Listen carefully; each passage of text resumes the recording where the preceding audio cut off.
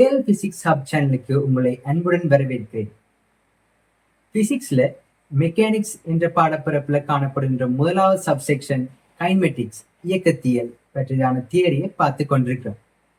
போன வீடியோவில் நாங்கள் கைனமெட்டிக்ஸ்ல காணப்படுகின்ற பேசிக் தியரியை பார்த்திருந்தோம். அதுக்கு அடுத்ததாக நாங்கள் சார்பியக்கம் பற்றியான தியரியை பார்த்திருந்தோம். அதுக்கு அடுத்ததாக நாங்கள் வரைவுகள், அதாவது எஸ்டி வரைவு, விடி வரைவு, இடப்பெயர்ச்சி நேர வரைவு மற்றும் வேக நிற வரைவு சொந்தமான தியரியை நாங்கள் பார்த்திருந்தோம். அதுக்கு அடுத்து நாங்கள்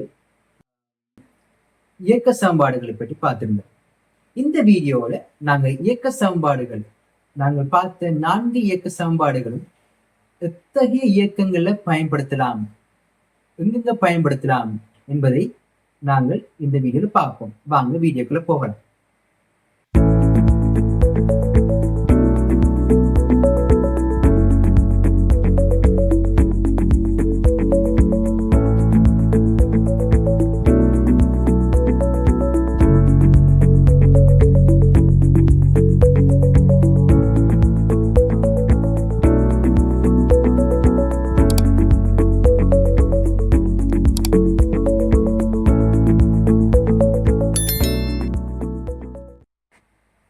முதலாவதாக நாங்க இந்த இயக்க சமன்பாடுகள் எங்கெங்க எப்படிப்பட்ட இயக்கங்கள்ல பாய்க்கப்படும் என்றதை பார்க்க போறோம். அதுக்கு முதல் நாங்க ஒரு சமன்பாடு நிறுவல் செய்து பார்ப்போம்.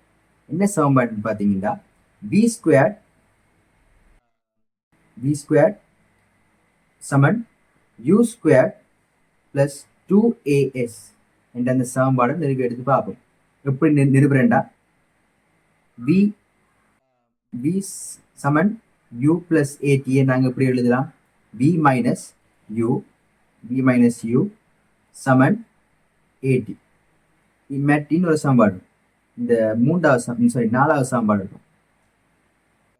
அதை நாங்கள் v பிளஸ் u நாங்கள் எழுவாயாக்கணும் என்றால் அது சமன் 2s இங்கு t என்ற சமன்பாடு எடுக்கலாம். சரியானே? அப்போ இது முதலாவது சமன்பாடு, இதில் இரண்டாவது சமன்பாடு. இது ரெண்டையும் நாங்கள் பெருக்குவோம். v பிளஸ் u தர v மைனஸ் u சமன் 2s ஓவர் t தர at. இந்த டீம் வெட்டுப்படும், அது சமன் 2as என்று வரும்.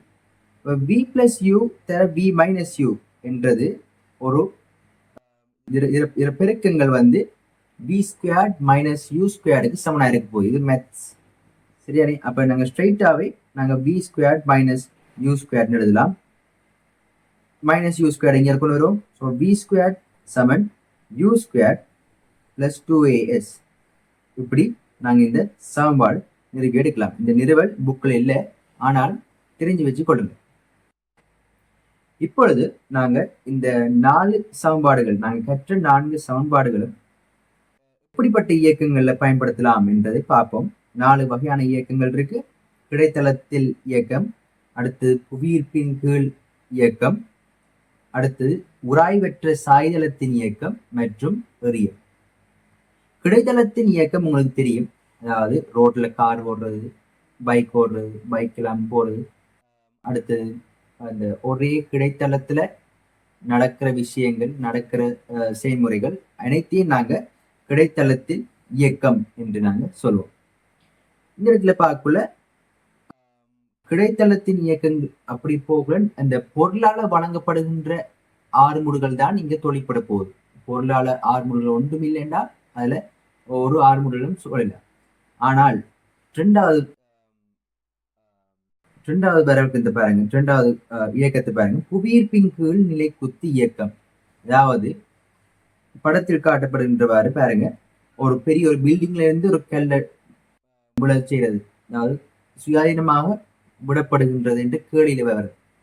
அப்ப அப்படிப்பட்ட பொருள், அப்படிப்பட்ட இயக்கங்கள்ல தொழிற்படுகின்ற ஒரே ஒரு ஆறுமுடுகள், அதாவது நாங்க போசா எறிகிற மாதிரில சும்மா விடப்படுகின்றது என்றால் ஆரம்ப வேகம் 0. ஆகவே விடப்படுகின்ற இதுல தொழிற்படுகின்ற ஒரே ஒரு ஆறுமுடுகள் புவியீர்ப்பின் ஆறுமுடுகள். அது நாங்க g என்ற எழுத்தாளர் சொல்லுவோம். அது சமன் 10 மீட்டர் செகண்ட் -2. ஆனால் உண்மையான பெருமானம் வந்து 9.8 மீட்டர் செகண்ட் -2. கேள்விகள் அல்லது கணக்கு செய்யறதுக்கு இலகுவாக்குறதுக்கு தான் 10 மீட்டர் செகண்ட் -2 என்று எடுத்துக்கொள்றான். ரைட், இது எவ்வளவு புவியீர்ப்பின் கீழ் நிலைக்குத்தி இயக்கம். தமிழ், அதாவது உங்களோட கேள்விகள்ல என்ன கேட்கிறாங்க, விளவிடப்படுகின்றதுன்றா உங்களுக்கு தெரியணும். நாங்க எறிகிறல சும்மா ட்ராப் பண்றோம். ஆகவே ஆரம்பகம் 0. எறிறம் என்றா ஒரு வேகத்தை தந்து, இந்த வேகத்துல நாங்க கீழ் நோக்கி எறிறம் என்று கேள்வியில வரும். அந்த நேரத்துல உங்களுக்கு அந்த நேரத்திலையும் ஆறுமுடுகள் வராது. ஏண்டா நாங்க வழங்குற இதால ஆறுமுடுகள் வராது. நாங்க எறிகிறதால என்ன வரும் என்றா ஆரம்ப வேகம் வந்து 0 இருக்காது, ஒரு குறிப்பிட்ட வேகத்தை இருக்க போகுது. ஆகவே இதுல தொலைப்படுகின்ற ஒரே ஒரு ஆறுமுடல் கீழ் நோக்கி புவியீர்ப்பின் கீழ் ஆறுமுடல். அப்ப G = 10 மீட்டர் செகண்ட் -2. அடுத்தது மூன்றாவது இயக்கம் என்று பாத்தீங்கன்னா உராய்வற்ற சாய்தளம். உராய்வற்ற சாய்தளம் என்ன மாதிரி பாத்தீங்கன்னா, சாய்தளம் என்றது நாங்க கழிச்ச முதலாவது இயக்கம் வந்து கிடைத்தல். சாய்தளம் என்றது ஒரு குறிப்பிட்ட கோணத்துல சாய்வாக காணப்படுகின்ற ஒரு தளம். சரியானே? அதாவது இந்த இடத்துல பாத்தீங்கன்னா, படத்துல பாத்தீங்கன்னா ஒரு டீட்டா கோணத்தில் இருக்கிற ஒரு சாய்தளம் தான் இங்க பார்க்கணும். ஒரு கிட்டத்தட்ட ஒரு சின்ன ஒரு பிளாங்க் மாதிரி இருக்கு. சரியானே? இந்த இடத்துல பாத்தீங்கன்னா அந்த சாய்தளத்தின் உச்சி இல்லாட்டி சாய்தளத்தின் மேன்முனையிலிருந்து ஒரு பெட்டி ஒன்று விளவிடப்படுகின்றதில்ல, சும்மா அந்த இடத்துல வச்சு விடுற உராய் வெற்றுதானே. அப்ப கட்டாயம் ஒரு ஃபோர்ஸும் ரெசிஸ்ட் பண்ணாது. அவை அப்படியே ஸ்லைட் பண்ணிட்டு வரும், அப்படி சறுக்கிட்டு வரக்குள்ள இப்படிப்பட்ட, அதாவது ஆரம்பகம் விடப்படுகின்றதுன்னா ஆரம்பகம் 0. அங்கிருந்து எறிகிற பெட்டி ஒன்றும் வராது. ஆரம்பகம் 0, U = 0 இருக்க போகுது. ஆனால் இதுல தொழிற்படுகின்ற ஆறுமுடல் என்ன, இது கீழ் நோக்கி போகுது. ஓரளவு அதில் பிரிச்ச கூறு வந்து கீழ் நோக்கி போகுது, கிடையாகவும் போகுது. அப்ப ஒரு ஒரு ஒரு ஸ்லாண்டா அது போகுது. ஆகவே இதுல தொலைப்படுகின்ற ஆறுமுடல் என்ன, ஆறுமுடல் இல்லாட்டி ஆரம்பகம் 0 அப்படின்னா நகராதே. ஆறுமுடல் இல்லாட்டி அப்ப கட்டாயம் ஆறுமுடல் இருக்கும். எப்படிப்பட்ட இருக்கு பாத்தீங்கன்னா, இதுல தொலைப்படுகின்ற நார்மலாவே எல்லா பொருட்களுக்கும் கீழ் நோக்கி நிறை தொலைப்படும். நிறை என்னத்துக்கு காரணமாக, புவியீர்ப்பின் கீழ் ஆறுமுடுகள் காரணமாக ஒரு நிறை இருக்கும். ஸோ அதுக்கு நாங்க G என்று போடுவோம், கீழ் நோக்கி. அதுல இயக்கம் எந்த திசையில கீழ் நோக்கியா இருக்கு, இல்ல அந்த சாய்தளத்தின் வழியாக இருக்கு. சாய்தளத்தின் வழியாக இருக்கிற அந்த இயக்கத்துல அந்த திசை நாங்க என்ன செய்ய போறோம்னா, ஜியிட பிரிச்ச கூறு 2 கூறுகள் இருக்கு. பிற படிக்கும் கூறுகள் என்னண்டா G sin θ, G cos θ. அதாவது தீட்டாவோட பிரிச்ச கூறு நாங்க G cos θ சொல்லுவோம். தீட்டாவோட பிரிச்ச கூறு ஒரு சைடு தானே, மெட்ட சைடுக்கு போக்குள்ள அது sin θ. தீட்டாவோட பக்கம் இல்ல, மெட்ட பக்கம். பாத்தீங்கன்னா இப்படி ஒரு G இருக்கு. ஃபார் எக்ஸாம்பிள் விசை துணிப்பு முறையில நீங்க படிப்பீங்க. இந்த இடத்துல G என்றா தீட்டா பக்கம் இங்க இருக்கு. ஸோ தீட்டா பக்கமாக இந்த இதில் பிரிச்சு கூறு என்ன வரைக்கும்னா G cos θ, மற்ற பக்கம் G sin θ. sin θ வரைக்கும். ஆகவே இந்த இடத்துல பாருங்க, இந்த G-ய நாங்க இப்படியும் பிரிக்கலாம், இந்த மாதிரி பிரிக்கலாம். சரிதானே? இந்த இடத்துல பார்க்குற நேரத்துல இந்த இடத்துல பாத்தீங்கன்னா ஒரு ஒரு ஒரு ஒரு முக்கோணம் எடுக்கிறோம், ஒரு முக்கோணம் கன்ஸ்ட்ரக்ட் பண்ணும் இந்த இடத்துல. சரி, கிட்டத்தட்ட நம்மளோட சாய்தளத்தில முக்கோணி மாதிரி தான். அதுல இந்த கூர்முனையும் தீட்டா பாகை தான். ஆகவே இது 90, இது 90 பாகை, இது தீட்டா பாகை. இது என்ன வரைக்கு போகுது, 90 sin θ.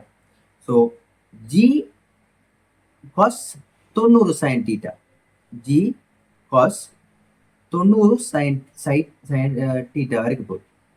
ஆனால் எப்படி எழுதுனா நல்லா இருக்க, அதை நாங்க எப்படி எழுதலாம்டா, இந்த cos 90 minus θவை எப்படி எழுதலாம், sin θ ஸ்ட்ரெயிட்டாக எழுதலாம். சரியானே? ஸோ G sin θ தான் இதுல தொழிற்படுகின்ற, அதாவது சாய்தளத்தின் வழியாக தொழிற்படுகின்ற அதனுடைய ஆறுமூடுகளா இருக்க போகுது. இவ்வளவுதான் இந்த 3 வகையான இயக்கங்களை எப்படி நாங்க இந்த சமன்பாடுகளை யூஸ் பண்ணலாம். சமன்பாடு பாருங்க, இப்படிப்பட்ட சமன்பாடு எல்லாம் இருக்கு பாருங்க. v² = u² + 2as. அதுல ஆறுமூடுகள் கேட்டிருக்கு, இடப்பெயர்ச்சியும் கேட்டிருக்கு, இடப்பெயர்ச்சியும் இருக்கு, ஆரம்ப வேகம் மற்றும் இறுதி வேகம். இந்த 4 வகையான சமன்பாடுல ஏதோ ஒன்று குறைவாகவும் இருக்கு. அதாவது இந்த இடத்துல v² = u² + 2as நேரம் காணல, நேரத்தை காணல, டீயை காணல. ஆகவே டி சம்பந்தப்படாத ஒரு கேள்வியில இதை பயன்படுத்தலாம். நேரத்தை தராவிட்டாலோ நேரத்தை கேட்காத ஒரு கேள்வியாக இருந்தா, நேரத்தோடு சம்பந்தப்படாத ஒரு கேள்வியா இருந்தா இந்த சமன்பாடை யூஸ் பண்ணலாம். s = ut சக அரை at வர்க்கம். இது பாத்தீங்கன்னா இறுதி வேகம் காணும். ஸோ இறுதி வேகத்தோட சம்பந்தப்படாத கேள்விகள், இறுதி வேகம் கேட்காத கேள்விகள், இல்லாட்டி இறுதி வேகத்தை தரவாக தராத கேள்விகளுக்கு நாங்க s = ut சக அரை at² யூஸ் பண்ணலாம். அடுத்ததா v = u சக at. இந்த இடத்துல இடப்பெயர்ச்சியை காணல. இடப்பெயர்ச்சியை காணலன்னா நம்மளுக்கு இடப்பெயர்ச்சியோடு சம்பந்தப்படாத எந்த ஒரு கேள்வி இருக்கும், நாங்க v = u சக at என்று யூஸ் பண்ணலாம். அடுத்து s = அரை v + u பிராக்கெட்டுக்குள்ள தர t. இந்த இடத்துல உங்களுக்கு என்ன வரைக்கும் போகுது, ஆறுமூடுகள் இருக்காது. ஸோ ஆறுமூடுகள் இல்லாத இல்லாட்டி ஆறுமூடுகள் சம்பந்தப்படாத கேள்விகளுக்கு இந்த 4வது சமன்பாடை நீங்க பாய்க்கலாம். ரைட். அப்படிப்பட்ட ஒரு அனாலிசிஸோட நாங்க இந்த சமன்பாடுகளை வெவ்வேறு விதங்கள், வெவ்வேறு இயக்கங்கள்ல, வெவ்வேறு கேள்விகள்ல நாங்க பயன்படுத்தலாம். அடுத்ததாக நாங்க கொஞ்சம் டீட்டெயில்டா எரியம் பற்றி நாங்க பார்ப்போம். இப்பொழுது எரியம் என்ற இயக்கத்தை பற்றி பார்ப்போம். எரியம் என்றது நம்மளுக்கு தெரியும், இதை நாங்க அன்றாட வாழ்க்கையில நாங்க பார்க்கறது தான். நீங்க கிரிக்கெட் மேட்ச் பார்க்கறதோ சரி, வெவ்வேறு இடங்கள்ல நீங்க பார்த்துருப்பீங்க. பேசிக்கா நான் கிரிக்கெட் மேட்ச் பற்றி கேட்கிறேனே, கிரிக்கெட்ல துடுப்பாட்ட வீரர் பந்தை அடிக்கும் போது அந்த பந்தின் இயக்கம், பந்து எப்படி போகுது, அது ஒரு எரிய இயக்கம். அடுத்ததாக கீப்பருக்கு எறிகிற நேரத்துல, ஃபீல்டர் கீப்பருக்கு எறிகிற நேரத்திலையும் அதுவும் ஒரு எரிய இயக்கம் தான்.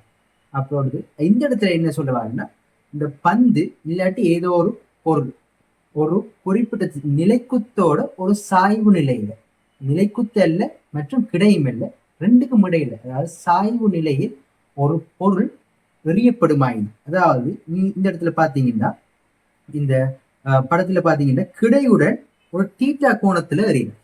தீட்டா கோணத்துல எறியப்படுகின்ற பொருள் இயக்கத்தை பாருங்க, ஒரு பரவளைவு.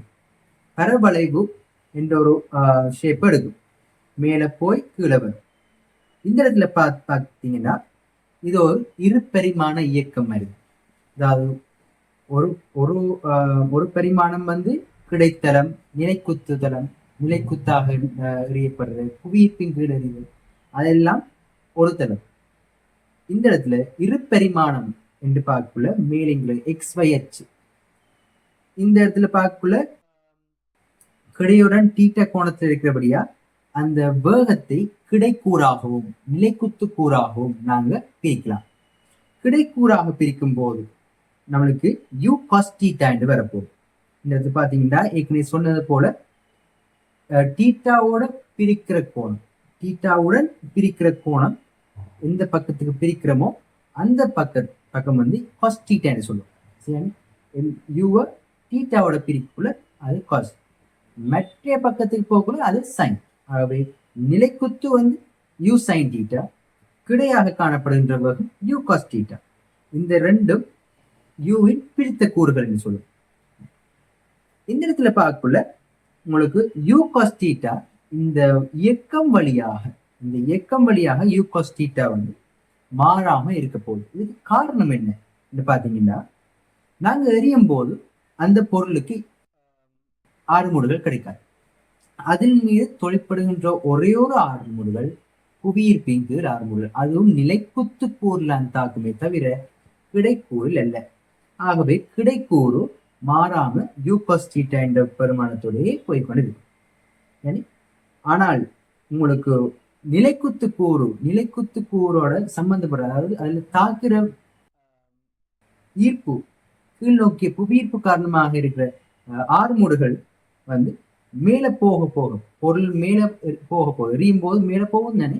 நிலைக்குத்தாக அதிகரிக்கிற இந்த உயரம் அதிகரிக்கும் போது நிலைக்குத்து கூறு குறைஞ்சு கொண்டு வரும். அதாவது யூ சைன் தீட்டா என்ற பெருமானம் குறைந்து கொண்டு வரும். ஏண்டா யூக்கு எதிராக, இயக்கத்துக்கு எதிராக உங்களோட ஆறுமுடுகள் காணப்படும்.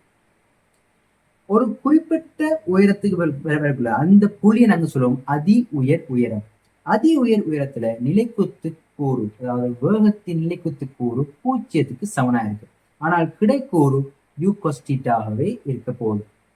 அதில் ஆறுமுடுகள் தொழிற்படாதபடியா இந்த அடுத்ததாக மேல போனவர் கீழே கட்டாயம் பெறணும். அதாவது எல்லாம் சக்தியை பொறுத்துதான். அதாவது ஒரு பொருள் சக்தி குறைவான நிலையில இருக்கும்னு ஆசைப்படும். அதாவது மேல போக போக அவருடைய அழுத்த சக்தி கூடும். ஆனபடியா சக்தி குறைவான நிலைக்கு தான் ஒவ்வொரு பொருளும் ஆசைப்படும் அந்த நிலையை பெறுறதுக்கு. ஆகவே மேல போனார் கட்டாயம் கீழே வரும். ஆகவே கீழே வரும்போது அது ஆறுமுடுகளின் திசையில் வாரபடியா அதனுடைய நிலைக்குத்து கூறு கீழ் நோக்கிய திசையில அதிகரித்து கொண்டு வரும். வேகம் 0லிருந்து அதிகரித்து கொண்டு வரும். கீழே அவருடைய ஆரம்ப புள்ளி, அதாவது இந்த இடத்துல அவங்களோட இந்த படத்தில் பார்க்கும்போது அவருடைய ஆரம்பத்தானத்துக்கு அதே கிடை தளத்திலான் அதே தளத்துல வரும்போது அவருடைய கிடைக்கூறு கீழ் நோக்கிய நிலைக்குத்து கூறு, கீழ் நோக்கிய நிலைக்குத்து கூறு வந்து யூ சைன் தீட்டாவாக காணப்படும். கிடைக்கூறு யூ காஸ் தீட்டாவாக காணப்படும். அதே விஷயம் தான் இங்க இருக்கிற யூ சைன் தீட்டா இங்க கீழ் நோக்கி இருக்க போகுது. ஒன்லி அந்த திசை மட்டும் மாற்றப்பட்டிருக்கு. இவ்வளவுதான் எரியம் சம்பந்தமான பேசிக் தியரி.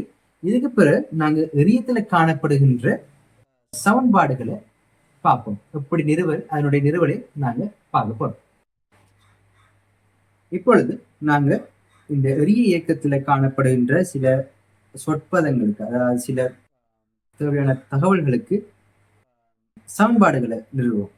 உங்களுக்கு இந்த இடத்துல தெரிய வேண்டிய சொற்பதங்கள் என்னென்னு பார்த்தீங்கன்னா, முதலாவதாக டி, அதாவது பரப்பு நிறம். அதுக்கு பிறகு ஆர், கிடைவீச்சு. அடுத்தது எச். என்று பார்த்தீங்கன்னா அதி உயர் உயரம். இந்த சொற்பதங்களுக்கு நாங்க சமன்பாடுகளை நாங்க நிறுவி எடுப்போம். இந்த டி ஃபர்ஸ்ட் இந்த சொற்பதங்கள் என்னன்னு பார்ப்போம். டி என்றது பரப்பு நேரம். அது என்னன்னு பாத்தீங்கன்னா, இந்த பொருள், அதாவது இயக்கத்துல ஈடுபடுகின்ற பொருள் அதனுடைய பயணப்பாதையை நிறைவேற்றுவதற்காக, பயணப்பாதையை முற்று பெறுவதற்காக எடுத்த நேரம் பரப்பு நேரம் எனப்படும். கிடைவீச்சு என்றால், அதாவது இந்த பொருள் கிடையாக இடம்பெயர்ந்த அளவு. இதனுடைய கிடை இடப்பெயர்ச்சி தான் அதனுடைய கிடைவீச்சாக காணப்பட போகுது. அதி உயர் உயரம், அதாவது இதனுடைய கிடைக்கூறு, அதாவது இதனுடைய நிலைக்குத்து கூறுல காணப்படுகின்ற வேகம் வந்து ஆரம்பத்துல சைனிட்டாவா இருக்க போது அதி உயர் புள்ளியில 0 இருக்க போகுது. ஸோ அதனுடைய உச்ச புள்ளியை அடைவதற்கு, உச்ச புள்ளிக்கும் அதனுடைய ஆரம்ப புள்ளிக்கும் இடையிலான நிலைக்குத்து இடப்பெயர்ச்சி, நிலைக்குத்து தூரம் அல்ல இடப்பெயர்ச்சி, நிலைக்குத்து இடப்பெயர்ச்சி அதி உயரம். இவ்வளவுதான் சில சொற்பதங்கள். இதை நாங்க நிறுவி பார்ப்போம். இப்பொழுது இந்த முழு பாதைக்கு, அதாவது இந்த படத்தை பார்க்க நேரத்துல இதுல ஓ என்று வரப்போது, இந்த இடத்துல ஏ என்று நான் நேம் பண்றேன், இந்த இடத்துல பி என்று போடுறேன். இந்த இடத்துல பாத்தீங்கன்னா ஓ டு பி என்ற அந்த பாதைக்கு நாங்க ஒரு சமன்பாடு போடுவோம். என்ன சமன்பாடு? ஒரு நாங்க படிச்ச இயக்க சமன்பாடை போடுவோம். என்ன போட போறோம்னா, எஸ் சமன் யூடி சக அரை ஏடி வர்க்கம். இந்த இடத்துல பாத்தீங்கன்னா இதனுடைய இடப்பெயர்ச்சி தானே. ஆகவே இதனுடைய இடப்பெயர்ச்சி நாங்க இந்த சமன்பாட்டை நிலைக்கூத்து கூறுக்கு மட்டும்தான் பாய்க்க போறோம். ஒரு சமன்பாட்டை ஒரு கிடைக்கூறோ இல்லாட்டி நிலைக்கூத்து தளத்திற்கோ மட்டும்தான் பாய்க்கணும். இந்த இடத்துல 2 தளங்கள் இருக்கிறபடியே நாங்க ஒன்றுதான் சூஸ் பண்ணணும். இந்த இடத்துல நான் நிலைக்குத்து சூஸ் பண்றேன். நிலைக்குத்துல பாத்தீங்கன்னா இவர இடப்பெயர்ச்சி என்னவா இருக்க போது, அவர் மேல போய் திரும்ப கீழே வார. கீழே வாரது அதே கிடைத்தளத்துக்கு தான் வர்றது. அதே கிடை தரைன்னு சொல்லுவோமே, தரையில ஸ்டார்ட் பண்ணி திரும்ப தரையில முடியுது. ஆகவே இவருடைய இடப்பெயர்ச்சி, அதாவது நிலைக்குத்து இடப்பெயர்ச்சி 0 இருக்க போகுது. ஆகவே எஸ்க்கு நாங்க 0 போதும். இவருடைய நிலைக்குத்து வேகம் என்னவா இருக்க போகுது, u sin θ. எடுத்த நேரம் u sin θ, எடுத்த நேரம் கேபிட்டல் T என்று போடும். இதுல தொலைப்படுகின்ற ஆர்முடுகள் என்ன இருக்க போது, அவருடைய இயக்கத்துக்கு எதிராக, அதாவது நாங்க எந்த திசையை நாங்க சூஸ் பண்றோம், மேல் நோக்கி. ஆகவே இவருடைய ஆர்முடுகள் கீழ் நோக்கி இருக்க போகுது. ஆகவே நாங்க half minus half g's என்று போடுவோம். minus half g தர t வர்க்கம், கேபிட்டல் T வர்க்கம். இவ்வளவுங்க. இதுக்கு பிறகு ஃபுல்லா மேட்ச் தான். இந்த இடத்துல நாங்க 0 சமன் t வெளியில எடுப்போம். t இங்க எடுப்போம். t பிராக்கெட்டுக்குள்ள u sin θ minus half g capital T. இந்த இடத்துல உங்களுக்கு கட்டாயமா தெரிய போது t 0 இருக்க வாய்ப்பு இல்லை. ஸோ t 0 இல்லை.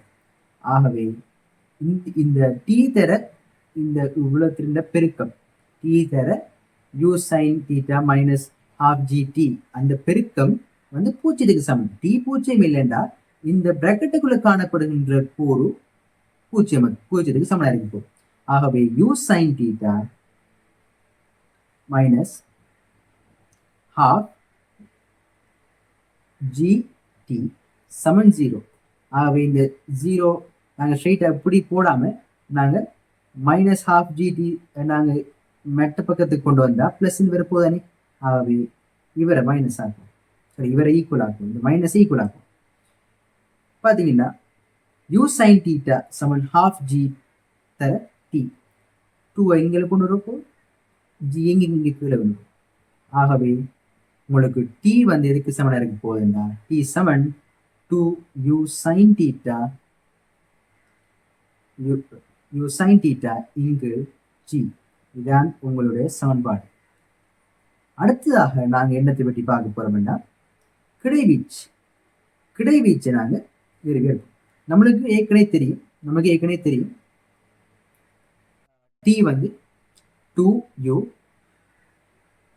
2u sin θ over g ஏற்கனவே தெரியும். இந்த இடத்துல நாங்க அதே சமன்பாடு தான், அதே இயக்க சமன்பாடு நாங்க கிடைக்கூறுக்கு பாய்வோம். சரி, கிடைக்கூறு s சமன் ut சக அரை at வர்க்கம். கிடைக்கூறுக்கு பாய்ப்போம். கிடையாக அவருடைய இடப்பெயர்ச்சி என்ன, r, கிடைவீச்சு. அது சமன் u cos θ,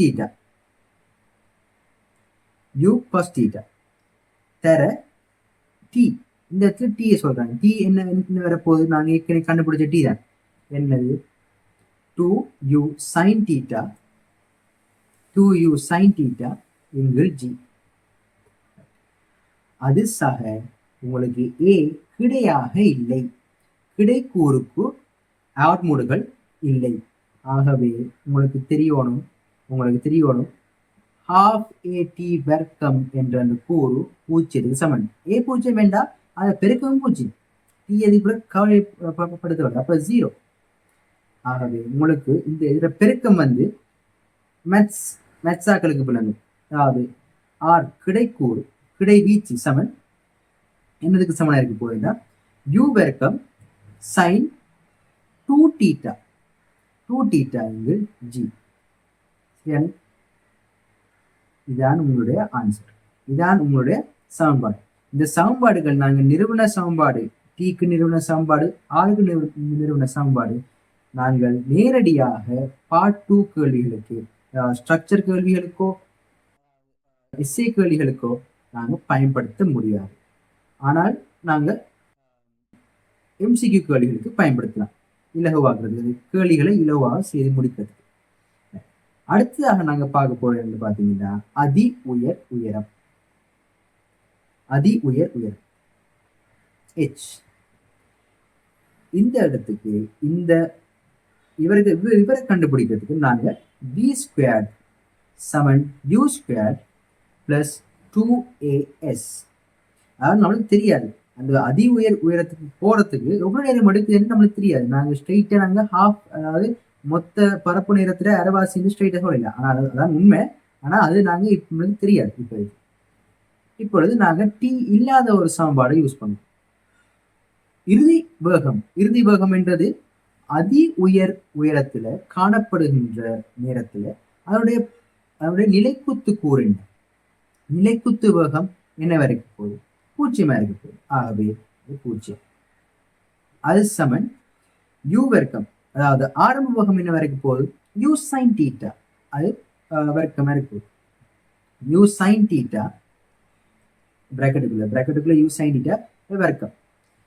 சகா சயவா ஏன்? அதாவது நிலைக்குத்தாக மேல் நோக்கி என்றுதான் நாங்க போட்டிருக்கோம் இந்த சமன்பாடு.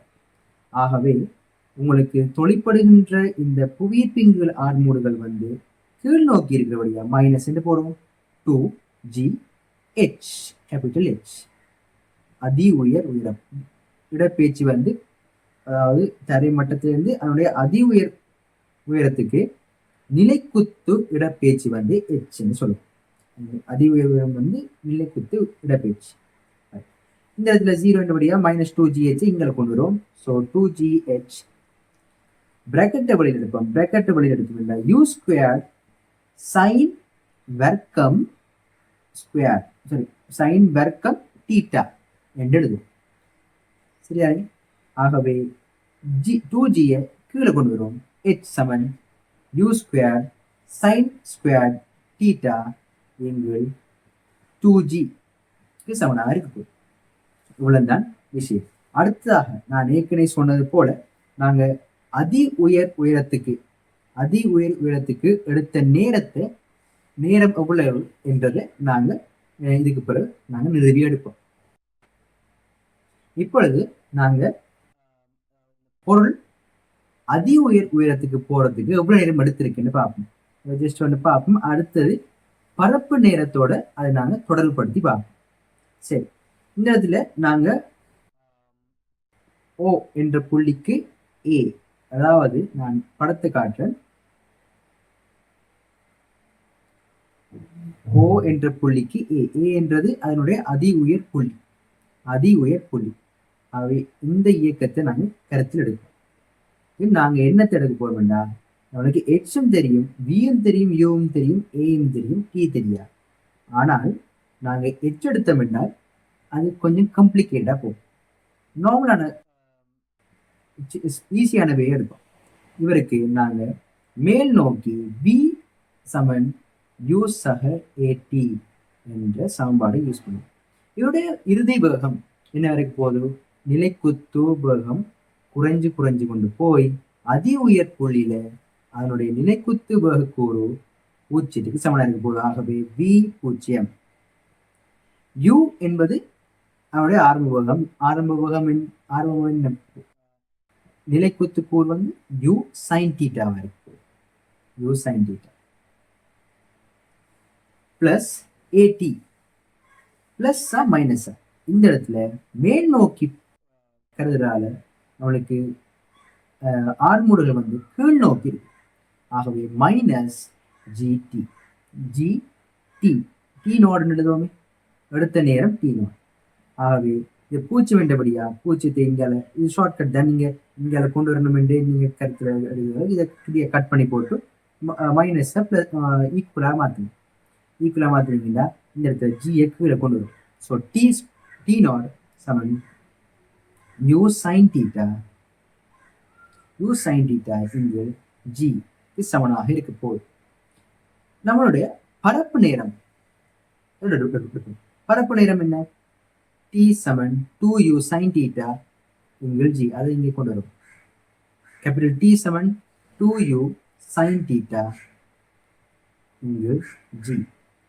ஆகவே இந்த இடத்துல பாத்தீங்கன்னா 2u sin தீட்டாவை அரைவாசி ஆக்கினா நமக்கு u sin தீட்டா g இருக்கு. ஆகவே அதாவது இந்த பரப்பு நேரத்தை நாங்க அரைவாசி ஆக்கினால் t0 வரும். ஆகவே t0 வந்து பரப்பு நேரத்தின் அரைவாசி என்று ஒரு கன்க்ளூஷனுக்கு வரலாம். இவ்வளவுதான் எரியம் சம்பந்தமான சகல விடயங்களும் அதனுடைய சொற்பதங்களோட தொடர்புபட்ட அனைத்து சமன்பாடுகளும் நிறுவி எடுத்தாச்சு. இந்த நிறுவப்பட்ட சமன்பாடுகள் நாங்க எக்ஸாம்ல பயன்படுத்த இயலாத, அதாவது எஸ்ஏ கேள்விகளிலும் கட்டமைப்பு அமைப்பு கட்டுரை வினாக்களிலும் நாங்கள் பயன்படுத்தலாம். ஆனால் எம்சிக்யூ வினாக்கள்ல பயன்படுத்துறேன். ஏன்னா நம்மளுக்கு அவங்க செய்கைகளை எதிர்பார்க்க மாட்டாங்க. இது சின்ன ஷார்ட்கட் மாதிரி தான். ஆனா இது பெருமளவு டைம் எடுக்குமா அது தெரியல. ஆனால் இயக்கங்கள் கைனமெட்டிக்ஸ் சம்பந்தமான ஷார்ட்கட், அடுத்தது சார்பியக்கம் சம்பந்தமான ஷார்ட்கட் நான் ஏற்கனவே ஒரு வீடியோ போட்டிருக்கேன். அதை நீங்க பாருங்க. அதை வைத்துக்கொண்டு நீங்க கேள்விகளை இலவாகவும் விரைவாகவும் செய்யலாம். இந்த வீடியோ மூலமாக கைனமெட்டிக்ஸ் சம்பந்தமான தியரி உங்களுக்கு விளங்கியிருக்கும் நம்புறேன். மெக்கானிக்ஸின் அடுத்து வரும் பகுதிகள் அடுத்து வரும் வீடியோக்களில் நாங்கள் கற்றுக்கொள்வோம். அடுத்த வீடியோவில் சந்திப்போம். நன்றி.